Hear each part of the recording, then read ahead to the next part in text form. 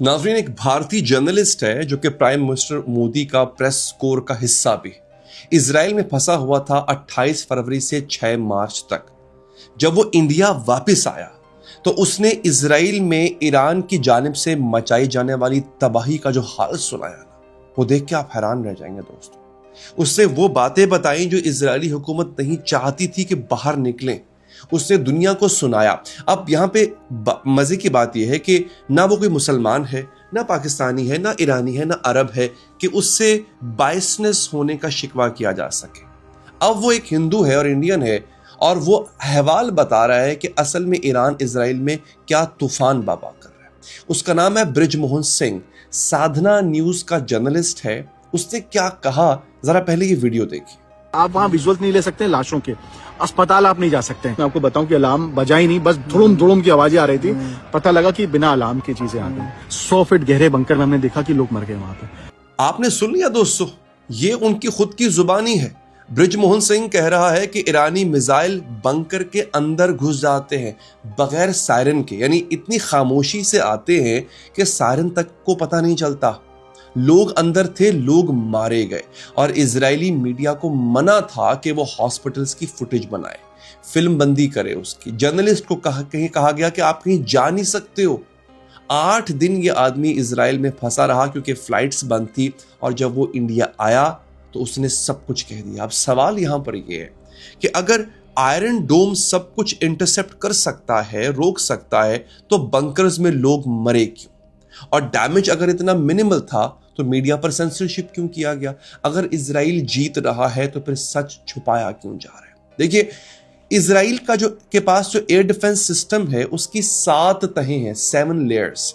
सब number 1 arrow 3 space में intercept करता है, एरो 2 एटमॉस्फेयर के अंदर। अब अगर कुछ मिसाइल ऐसे हैं जो पहले खला में जाते हैं, खला से वो जमीन के मदार में आते हैं। अगर एरो 3 किसी एक मिसाइल को खला में ना रोक पाया तो एरो 2 जमीन के मदार के अंदर उसको रोकेगा। फिर आता है डेविड स्लिंग, ये मीडियम रेंज मिसाइल्स के लिए बनाया गया है। फिर आता है पैट्रियट, ये बैकअप सिस्टम है।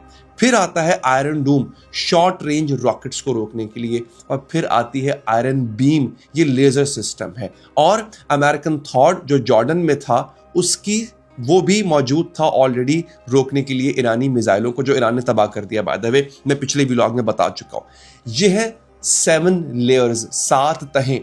दुनिया की सबसे महंगा एयर डिफेंस नेटवर्क है और उसके बावजूद भी ईरानियन मिसाइल्स उसके अंदर घुस जाते हैं। 28 फरवरी तेल अवीव में एक औरत मरती है, 27 लोग जख्मी होते हैं, 40 बिल्डिंग्स तबाह होती हैं। सिर्फ पहले दिन की बात कर रहा हूं, 1 मार्च को बैत शमेश एक इलाका है जिसमें सिनेगॉग के नीचे शेल्टर था, यानी सिनेगॉग के नीचे बंकर बनाए गए थे और वहां पे शेल्टर था। मिसाइल ईरान ने फेंका और वो शेल्टर के अंदर घुस गया, 9 लोग मारे गए, 49 जख्मी हुए। रमात गान एक जगह है जहां पे एक रेजिडेंशियल बिल्डिंग थी, ईरान ने पूरी की पूरी तबाह कर दी। ये यरूशलेम के करीब का इलाका है जिसको हिट किया गया।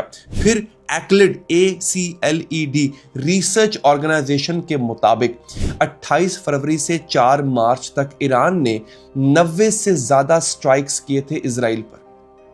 इनमें से जो 20 थे वो डायरेक्टली उन एरियाज में गिरे जहां पे सिविलियन रहते हैं। अब आप सोच रहे होंगे ईरान सिविलियंस को हिट क्यों कर रहा था? दोस्तों, इजरायलियों का तरीकाकार ये है कि वो अपने सिविलियंस के बीच में छुपते, अपने हेडक्वार्टर जो हैं, अपने अपने बड़े बड़े दफातर, अपनी जासूसी के दफातर वो सिविलियन एरियाज में बनाते। यहां तक कि ये अपने एयरक्राफ्ट तक सिविलियन जो अपार्टमेंट्स हैं वहां पार्क कर देते हैं, अपार्टमेंट बिल्डिंग्स में। अजीब लगता है लेकिन ये सच है दोस्तों। ये मैं आपको 5 दिनों का हिसाब दे रहा हूं। जो जून 2025 की पूरी 12 दिन की जंग थी वो इससे 60% ज्यादा थी। अब जरा सोचिए, ये ऑफिशियल नंबर मैं आपको दे रहा हूं। बृजमोहन सिंह कह रहा है कि ऑफिशियली वो बहुत कम इंफॉर्मेशन बाहर आने देते हैं, वो नंबर्स छुपाते हैं, तो जो असली नुकसान है वो कितना ज्यादा हुआ होगा। अब मैं आपको ये सिर्फ एक इंडियन जर्नलिस्ट की बात नहीं बता रहा। CNN अमेरिकन नेटवर्क है, वो खुद रिपोर्ट कर रहा है कि इजराइल में मिलिट्री सेंसर काम कर रहा है। CNN ने क्या लिखा? वो लिखता है कि सेंसर हमसे, यानी जो इजराइल का सेंसर बोर्ड है, वो हमसे लाइव ब्रॉडकास्ट पे पाबंदी लगाता है इंटरसेप्ट्स की एक्यूरेसी दिखाने पर। यानी जैसे ही ईरानी मिसाइल आ रहा होता है, इंटरसेप्ट यहाँ से इंटरसेप्ट कर रहा होता है, वो अब दिखा नहीं सकते, या इंटरसेप्टर मिसाइल एरेज की लोकेशंस दिखाने पर। और यह भी बताया उसने कि इजरायली मिनिस्टर इतामार बेन गरीब ने कहा है कि जो भी इसराइल के शहरियों को खतरे में डालेगा जर्नलिस्ट का नाम के नाम पे या जर्नलिज्म के नाम पे, उसे पुलिस का सामना करना होगा। जर्नलिस्ट अरेस्ट किए गए, फुटेजेस डिलीट करवाई गई, स्ट्राइक लोकेशंस पे जाना मना था, ड्रोन्स की फिल्मिंग मना थी, वाइड एंगल कैमरा से फुटेज नहीं बना सकते मना था। ये इजराइल की डेमोक्रेसी नहीं, ये इंफॉर्मेशन वॉरफेयर थी बेसिकली। अब दोस्तों मैं आपको उस हथियार से तारुफ करवाता हूं आपका जिसने ये कारनामा अंजाम दिया, जिसने इजराइल की रातों की नींदें हराम कर रखी, जो बंकरों के अंदर घुस के इनको मार रहा है। उसका नाम है खुर्रमशार 4।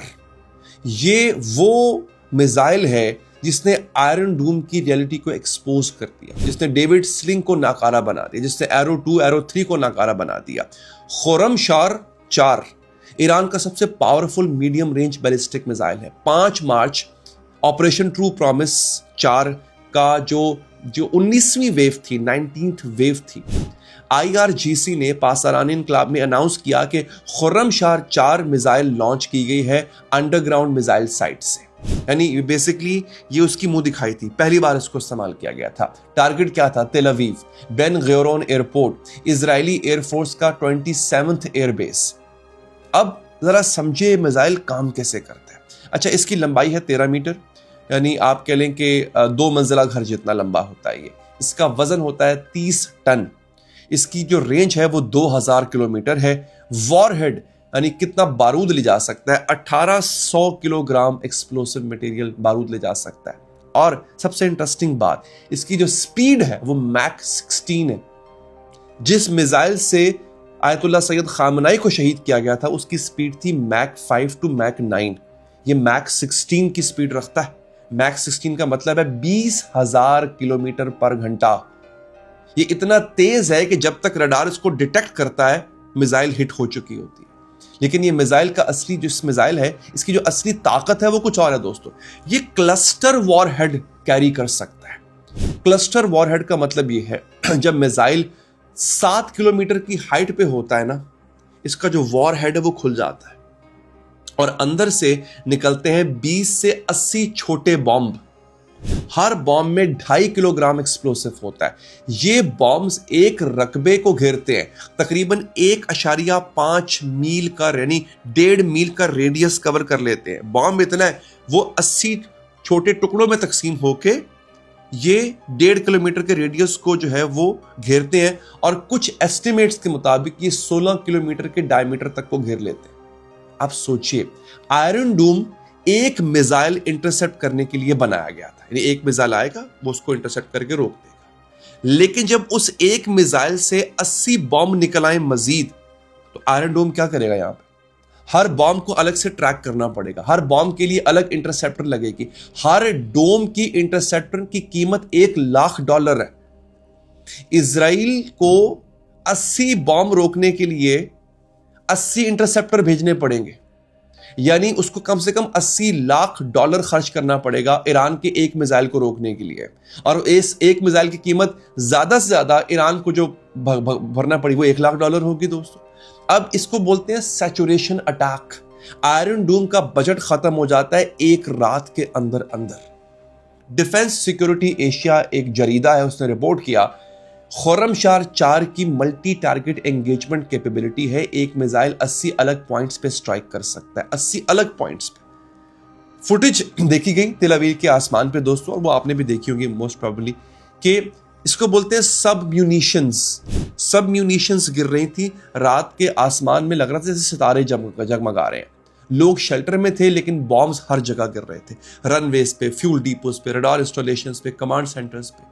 दोस्तों एक और अखबार है, जरीदा है ऑन इंडिया, उसने रिपोर्ट किया है आयरन डूम शैटर्ड, यानी आयरन डूम तबाह हो गया। ईरान की खुर्रमशार मिसाइल क्लस्टर बॉम्ब के साथ तेल अवीव इज बर्निंग, जल रहा है तेल अवीव आग में।